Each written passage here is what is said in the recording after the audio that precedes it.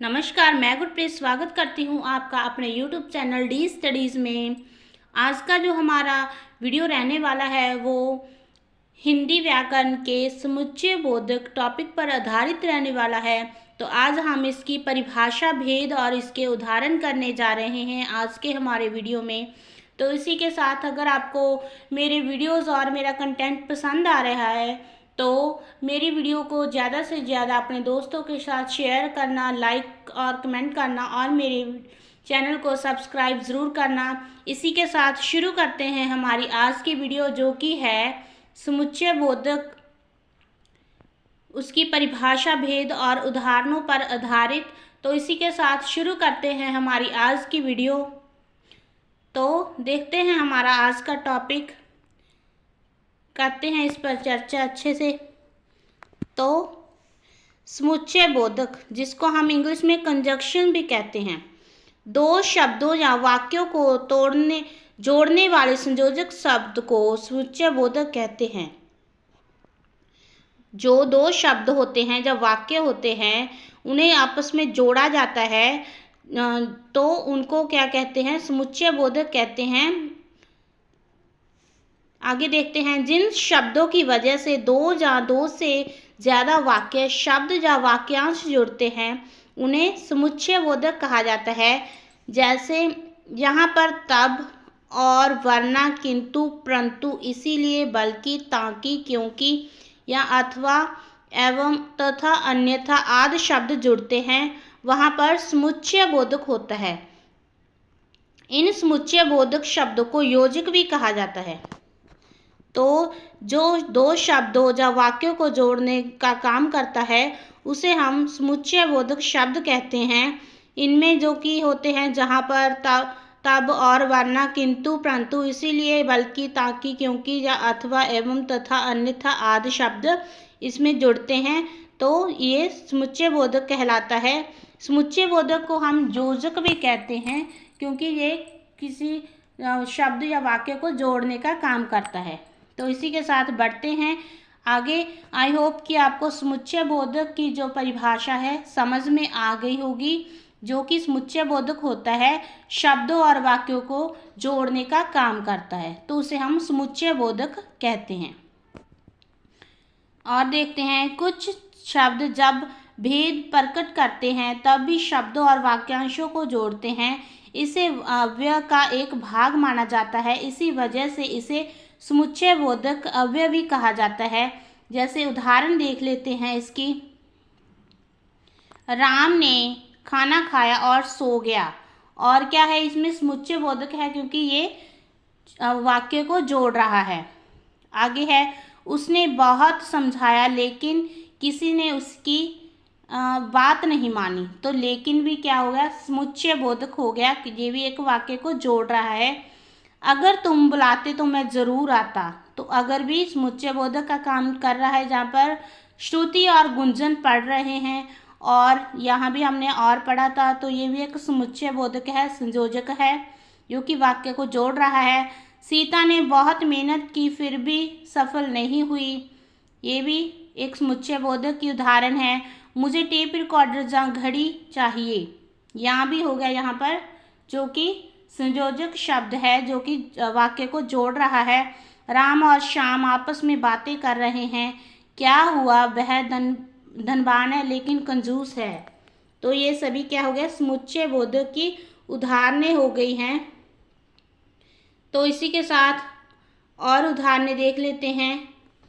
जैसे कि मोहन और सोहन एक ही शाला में पढ़ते हैं, तो यहाँ और शब्द मोहन तथा सोहन को आपस में जोड़ता है, इसीलिए यह संयोजक है। मोहन या सोहन में से कोई एक ही कक्षा कप्तान बनेगा। तो ये समुच्चय बोधक की उदाहरण होगी, क्योंकि जो और है इसमें वो योजक का काम कर रहा है, मतलब कि वाक्य को जोड़ने का काम कर रहा है। तो आगे देखते हैं इसी के साथ समुच्चय बोधक के भेद कितने होते हैं। समुच्चय बोधक के दो भेद हैं, जैसे कि समानाधिकरण समुच्चय बोधक और व्यधिकरण समुच्चय बोधक। तो इसे अच्छे से डिटेल में पढ़ते हैं।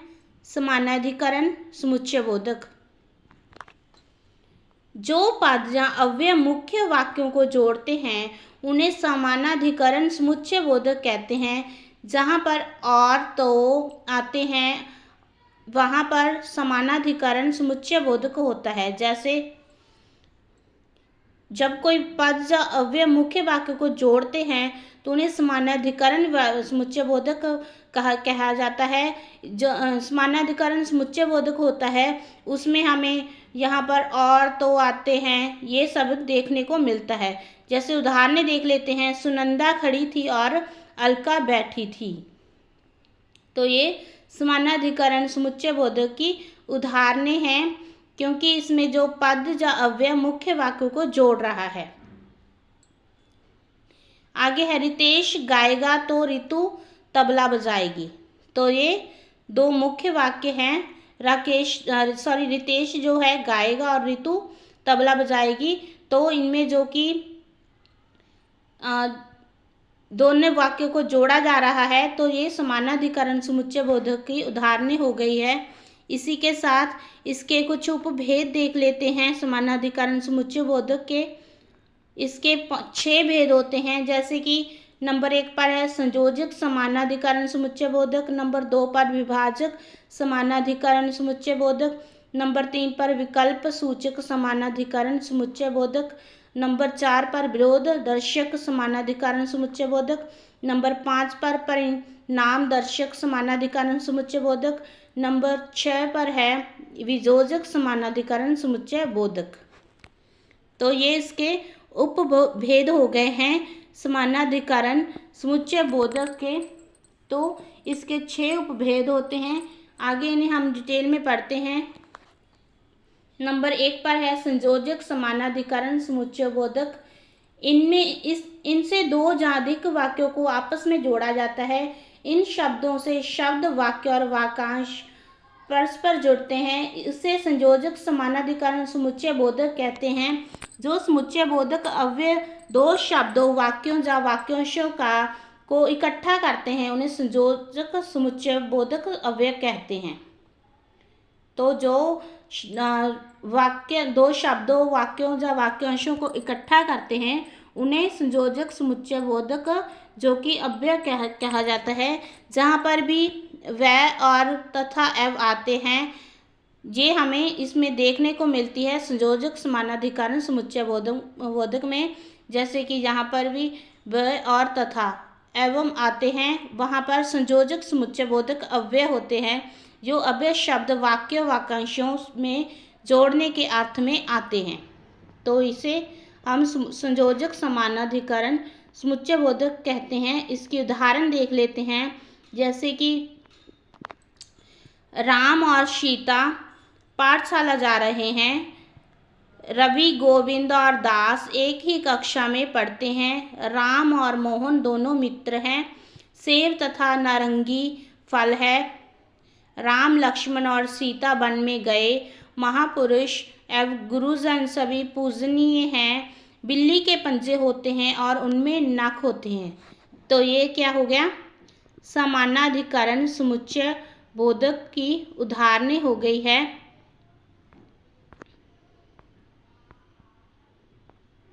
आगे है नंबर 2 पर विभाजक समानाधिकरण समुच्चय बोधक। तो विभाजक का अर्थ होता है बांटना, किसी की चीज़ की पार्टीशन करना। तो देखते हैं इसकी परिभाषा। जिन शब्दों से शब्दों, वाक्यों, वाक्यांशों और उपवाक्यों में परस्पर विभाजन प्रकट करते हैं उन्हें विभाजक समानाधिकरण समुच्चय बोधक कहते हैं। जो अव्यय शब्द भेद बताते हुए भी वाक्यों को जोड़ते हैं उसे विभाजक समानाधिकरण समुच्चय बोधक कहते हैं। यहाँ पर ताकि, या, चाहे, क्या, न, नहीं तो, परंतु, तो, या, चाहे, अथवा, अन्यथा, व, मगर आते हैं। वहाँ पर विभाजक समानाधिकरण समुच्चय बोधक होता है। तो जो विभाजक समानाधिकरण समुच्चय बोधक होता है उसमें हमें ये सभी उदाहरणें देखने को मिलती है। तो जिन शब्दों से शब्दों या वाक्यों, वाक्यांशों और वाक्यों में जो कि विभाजन प्रकट हो उसको हम विभाजक समानाधिकरण समुच्चय बोधक कहेंगे। तो इसी के साथ इसकी उदाहरण देख लेते हैं। जैसे कि मेहनत से पढ़ाई करो ताकि परीक्षा में सफल हो सको। राम तो आया परंतु श्याम नहीं। तुम चलोगे तो मैं चलूंगा। क्या स्त्री क्या पुरुष, सभी के मन में आनंद छा रहा था। तो ये क्या हो गई, सभी विभाजक समानाधिकरण समुच्चय बोधक की उदाहरणें हो गई, क्योंकि इनमें जो कि हमें देखने को मिल रहा है, विभाजन देखने को मिल रहा है, तो ये विभाजक समानाधिकरण समुच्चय बोधक हो गया है। तो इसी के साथ बढ़ते हैं आगे, जो कि है नंबर 3 पर विकल्प सूचक समानाधिकरण समुच्चय बोधक। जिन अव्यय शब्दों से विकल्प का पता चलता है उसे विकल्प सूचक समानाधिकरण समुच्चय बोधक कहते हैं। जहाँ पर या अथवा अन्यथा के आते हैं वहाँ पर विकल्प सूचक समानाधिकरण समुच्चय बोधक होता है। तो जिसमें क्या विकल्प का पता चल रहा होता है उसे हम विकल्प सूचक समानाधिकरण समुच्चय बोधक कहेंगे। तो इसके उदाहरण देख लेते हैं।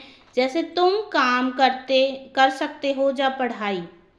तो आगे है तुम मेहनत करो अन्यथा असफल हो जाओगे। मैं जाऊंगा अथवा कैलाश जाएगा। तो इसमें क्या हमें विकल्प का पता चल रहा है कि क्या विकल्प है। तो ये क्या हो गया, विकल्प सूचक समानाधिकरण समुच्चय बोधक हो गया। तो जिससे हमें किसी विकल्प का बोध हो रहा हो तो उसे हम विकल्प समानाधिकरण समुच्चय बोधक कहेंगे। इसी के साथ बढ़ते हैं नंबर 4 पर विरोध सूचक समानाधिकरण समुच्चय बोधक। जिन शब्दों से दो वाक्यों में से पहले की सीमा को सूचित किया जाता है उसे विरोध सूचक समानाधिकरण समुच्चय बोधक कहते हैं। अर्थात जो शब्द परस्पर दो विरोध करने वाले कथनों और वाक्यों को जोड़ते हैं उन्हें विरोध सूचक समानाधिकरण समुच्चय बोधक कहते हैं।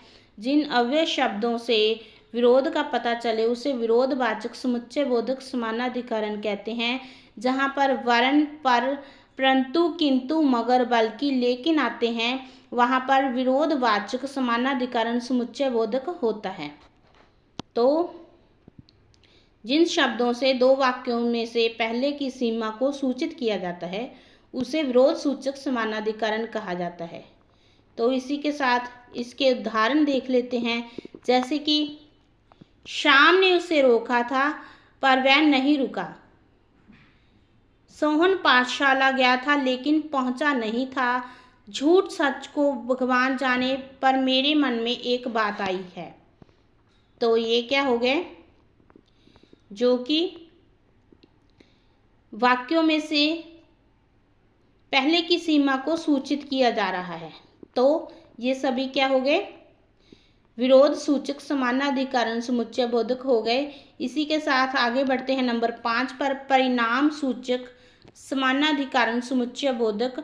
जो शब्द परस्पर दो वाक्यों को जोड़कर परिणाम दिखाते हैं उन्हें परिणाम सूचक समानाधिकरण समुच्चय बोधक कहा जाता है। अर्थात जिन अव्यय शब्दों से परिणाम का पता चले उसे परिणाम सूचक समानाधिकरण समुच्चय बोधक कहते हैं।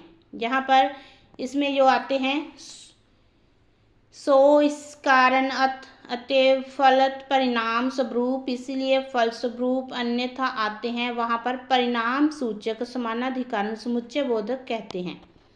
तो जिसमें क्या हमें परिणाम का पता चलता है उसे हम परिणाम सूचक समानाधिकरण समुच्चय बोधक कहेंगे। तो इसी के साथ इसके उदाहरण देख लेते हैं। जैसे कि तुम मेरी सहायता करोगे इसीलिए मैं आपके पास आया हूँ। मैं अंग्रेजी में दुर्बल हूँ अतः आप मेरी सहायता करें। अब रात होने लगी है इसलिए दोनों अपनी अपनी जगह से उठें। तो इसमें हमें क्या परिणाम शो हो रहा है, परिणाम का बोध हो रहा है। तो हमें परिणाम की सूचना मिल रही है। तो ये क्या हो गया, परिणाम सूचक समानाधिकरण समुच्चय बोधक हो गया। तो इसी के साथ बढ़ते हैं आगे नंबर 6 पर, जो कि है वियोजक समानाधिकरण समुच्चय बोधक। जिन अव्यय शब्दों से अपने द्वारा जुड़ने वाले और एक को त्यागने का पता चले उसे वियोजक समानाधिकरण समुच्चय बोधक कहा जाता है। जहाँ पर अथवा या ना आते हैं और वहाँ पर वियोजक समानाधिकरण समुच्चय बोधक होता है। जैसे कि जति अथवा मति ने गेंद मारी, ना तुमने ना तुम्हारे भाई ने मेरी सहायता की। तो ये वियोजक समानाधिकरण समुच्चय बोधक के उदाहरण हो गए हैं। इसमें क्या है, या, अथवा और न के जो हमें बोध हो रहा है, तो ये इसकी पहचान है। जिसमें क्या न अथवा या आते हैं तो उसे वह वियोजक समानाधिकरण समुच्चय बोधक जो कि होंगे। तो इसी के साथ नंबर 2 पर आगे देखते हैं इसके व्यधिकरण समुच्चय बोधक। जिन शब्दों से किसी वाक्य के प्रधान से आश्रित उपवाक्यों को परस्पर जोड़ते हैं उन्हें व्यधिकरण समुच्चय बोधक का कहते हैं। तो इसके जो भेद हैं आगे वो देख लेते हैं। इसके 4 भेद होते हैं। नंबर 1 पर है कारण सूचक व्यधिकरण समुच्चय बोधक। नंबर 2 पर संकेत सूचक व्यधिकरण समुच्चय बोधक। नंबर 3 पर उद्देश्य सूचक व्यधिकरण समुच्चय बोधक। नंबर 4 पर स्वरूप सूचक व्यधिकरण समुच्चय बोधक। तो इसके जो कि 4 उपभेद होते हैं व्यधिकरण समुच्चय बोधक के। तो इसी के साथ आगे बढ़ते हैं, इसके उपभेदों को अच्छे से डिस्कस करते हैं। नंबर 1 पर है कारण सूचक व्यधिकरण समुच्चय बोधक। जिन शब्दों से प्रारंभ होने वाले वाक्य पहले वाक्य का समर्थन करते हैं उसे कर्णवाचक व्यधिकरण समुच्चय बोधक कहते हैं। अर्थात जिन शब्दों से परस्पर जुड़े 2 उपवाक्यों के कार्य का कारण स्पष्ट होता है उसे कारण सूचक व्यधिकरण समुच्चय बोधक कहते हैं। ये नवे शब्दों से कारण का बोध होता है उसे कारण सूचक व्यधिकरण समुच्चय बोधक कहते हैं। यहाँ पर क्योंकि, जो कि, इसलिए, कि, इस कारण, इसलिए, चूंकि, ताकि के आते हैं वहाँ पर कारण सूचक व्यधिकरण समुच्चय बोधक होता है। तो जिस वाक्य से हमें कारण का बोध हो उसे क्या कहते हैं, कारण सूचक व्यधिकरण समुच्चय बोधक कहते हैं। तो इसमें हमें देखने को मिलेगा क्योंकि, जो कि, इसलिए, इस कारण, इसलिए, चूंकि, ताकि के आते हैं। तो इसमें हमें ये सभी उदाहरणें देखने को मिलेगी। आगे इसके अच्छे से उदाहरणें देख लेते हैं। जैसे तुम पर कोई भरोसा नहीं करता क्योंकि तुम झूठ बोलते हो। वह मुझे पसंद है इसीलिए कि वह सुंदर है। तो ये कारण का पता चल रहा है हमें। तो ये क्या हो गया, कारण सूचक व्यधिकरण समुच्चय बोधक की उदाहरणें हो गई। आगे देखते हैं संकेत सूचक व्यधिकरण समुच्चय बोधक। जिन शब्दों से पूर्ण वाक्य की घटना से उत्तर वाक्य की घटना का संकेत मिले उसे संकेत सूचक व्यधिकरण समुच्चय बोधक कहते हैं। अर्थात जिन शब्दों से दो योजक या 2 उपवाक्यों को जोड़ते हुए उन्हें संकेत सूचक व्यधिकरण समुच्चय बोधक कहते हैं। जिन अव्यय शब्दों से संकेत के भाव का पता चले उसे संकेत सूचक व्यधिकरण समुच्चय बोधक कहते हैं। जहाँ पर यदि, तो, तथापि, जहाँ, यद्यपि, परंतु आते हैं वहाँ पर संकेत सूचक व्यधिकरण समुच्चय बोधक होता है। तो जिन अव्यय शब्दों से हमें संकेत के भाव का पता चले उसे संकेत सूचक व्यधिकरण समुच्चय बोधक कहते हैं। तो इसमें हमें उदाहरणें देखने को मिलेगी, या यदि, तो, तथापि, या, यद्यपि, परंतु, ये सभी हमें इसमें देखने को मिलेगी। तो इसके कुछ उदाहरणें देख लेते हैं। जैसे कि कुछ बनना है तो स्कूल जाओ, अगर उसे काम नहीं होगा तथापि वह आ जाएगा। तो इसमें क्या हो गया, तथापि शामिल हो गया है। जो मैंने हरिश्चंद्र को तेजोभ्रष्ट ना किए तो मेरा नाम विश्वामित्र नहीं। तो ये क्या हो गया, सभी संकेत दे रहे हैं। तो ये क्या होगा, संकेत सूचक व्यधिकरण समुच्चय बोधक हो गया है। इसकी उदाहरणें हैं। आगे देखते हैं नंबर 3 पर उद्देश्यवाचक व्यधिकरण समुच्चय बोधक।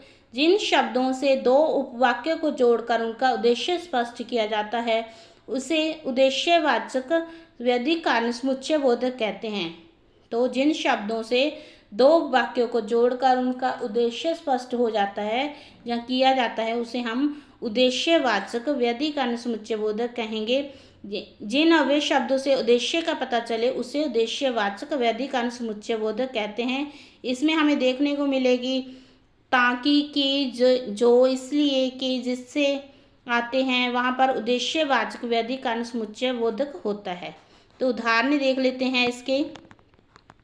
जैसे वह मेरे पास आया था ताकि सहायता मांग सके। श्रेष्ठ कार्य करो जिससे माँ बाप गर्व कर सके। मछुआरा मछली पकड़ने के लिए बहुत मेहनत करता है ताकि उसकी मछली का अच्छा दाम मिले।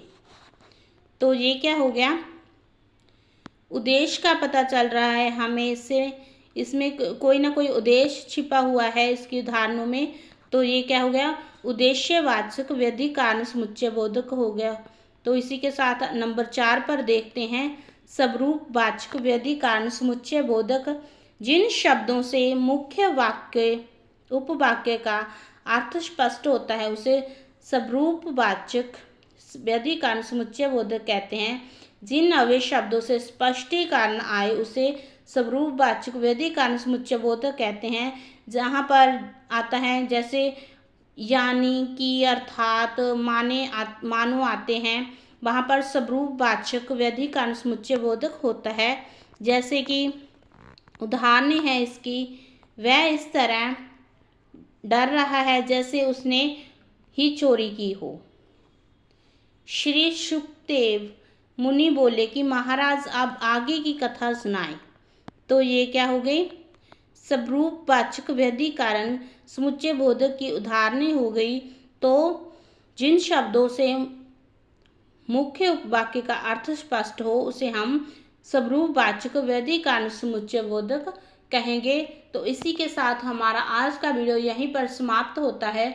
तो अगर आपको मेरे वीडियोज़ और मेरा कंटेंट पसंद आ रहा है तो ज़्यादा से ज़्यादा मेरी वीडियो को अपने दोस्तों के साथ शेयर करना और मेरे चैनल को सब्सक्राइब करना और मेरी वीडियो को लाइक और कमेंट ज़रूर करना। इसी के साथ stay blessed, keep smiling and keep growing. Thank you.